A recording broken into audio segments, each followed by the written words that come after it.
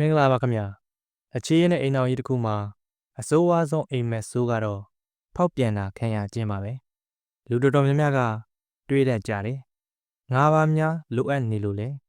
ငါဘာမှားခဲ့လို့လဲသူဘာလို့ဒီလိုလုပ်ရတာလဲဆိုပြီးတော့ပေါ့အထူးသဖြင့်အမျိုးသားတွေဘာကြောင့်ဖောက်ပြန်ရတယ်ဆိုတဲ့အကြောင်းရင်းကရိုးရှင်းတဲ့လိမ်မှုကိစ္စတစ်ခုတည်းတင်မဟုတ်ပါဘူးဒီနေ့ဒီဗီဒီယိုမှာစိတ်ပညာရှင်တွေရဲ့လေ့လာတွေ့ရှိချက်တွေအရအမျိုးသားတွေဖောက်ပြန်ရတဲ့နောက်ွယ်ကအကြောင်းရင်းတွေကိုပွင့်ပွင့်လင်းလင်းဆွေးနွေးသွားမှာဖြစ်ပါတယ်ပထမဆုံးနဲ့အဖြစ်အများဆုံးတစ်ချက်ကတော့စိတ်ပိုင်းဆိုင်ရာလိမ်ဟင်းမှုပါယောက်ျားတွေဟာသူတို့ရဲ့ဇနီးဒါမှမဟုတ်ချစ်သူစီကနေအတိမတ်ပြုခံရမှုကိုအရန်လိုချင်ကြပါတယ်အပြင်မှာအလုပ်တွေကြိုးစားတယ်ပြင်ပန်းနေဒါပေမဲ့အိမ်ပြန်ရောက်တဲ့အခါအဖြစ်တင်တာပဲခံရမယ်ဒါမှမဟုတ်လစ်လစ်ရှုခံရမယ်ဆိုရင်သူတို့ကိုဟီးရိုးတယောက်လို့ဆက်ဆံမဲ့သူကိုပြင်ပမှာရှာဖွေကြပါတယ်။သူတို့ကလိန်ကိစ္စထဲငါ့ကိုတယောက်ကတန်မိုးထားနေသေးပါလားဆိုတဲ့ခံစားချက်ကိုပိုမမောချတာပါ။ဒုတိယချက်ကတော့ရင်ခုန်စိတ်လှုပ်ရှားမှုကိုရှာဖွေခြင်းပါ။အိမ်အောင်တဲ့ဒါမှမဟုတ်ချစ်သူတက်တန်းကြားလာတဲ့အခါ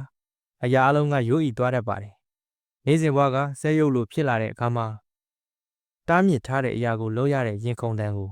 သူတို့မခံနိုင်ကြဘူးဒါဟာအိမ်မှာရှိတဲ့လူကမလှလို့မကောင်းလို့မဟုတ်ပါဘူး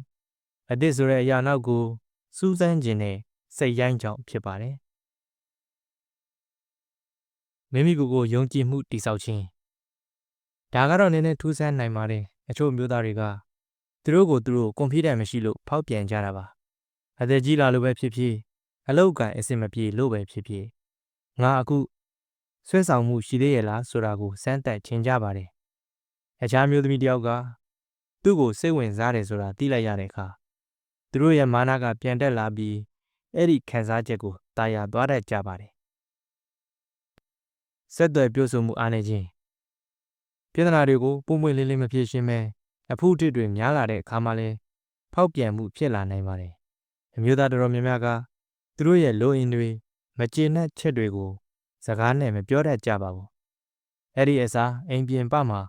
စိတ်ထွက်ပေါက်ရှာတတ်ကြပါတယ်။အိမ်မှာစကားများရတာညှင်းငွေလာတဲ့အခါနားလည်ပေးမဲ့သူလို့ထင်ရတဲ့သူ့နောက်ကိုပါသွားတတ်ကြပါတယ်။ဒါဆိုရင်ဖောက်ပြန်မှုဖြစ်အောင်ဘယ်လိုကာကွယ်ရမလဲ။နံပါတ်1စကားပြောပါ။တယောက်နဲ့တယောက်ဘာလို့ချင်းတလဲ။ဘာတွေအားမရလဲပွင့်ပွင့်လင်းလင်းပြောပါ။နံပါတ်2အတိအမှတ်ပြုပါ။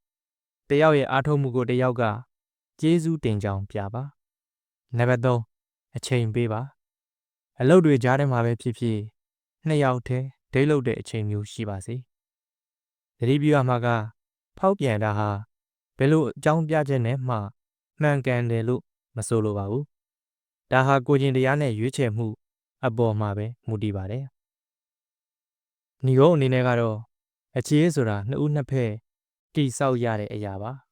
ဒီဗီဒီယိုကနေအမျိုးသားတွေရဲ့စိတ်နေစိတ်ထားကိုပိုပြီးနားလည်သွားလိမ့်မယ်လို့ညွှန်လိုက်ပါတယ်။တင်တို့ရောဒီအချက်တွေအပေါ်ဘယ်လိုမြင်ပါသလဲ။ကွန်မန့်မှာဆွေးနွေးပေးသွားကြပါဦး။အခုလိုဗီဒီယိုမျိုးတွေဆက်ကြည့်ခြင်းရင်တော့ကျွန်တော်တို့ channel ကို like and subscribe လုပ်ထားဖို့မမေ့ပါနဲ့။အားလုံးကိုကျေးဇူးတင်ပါတယ်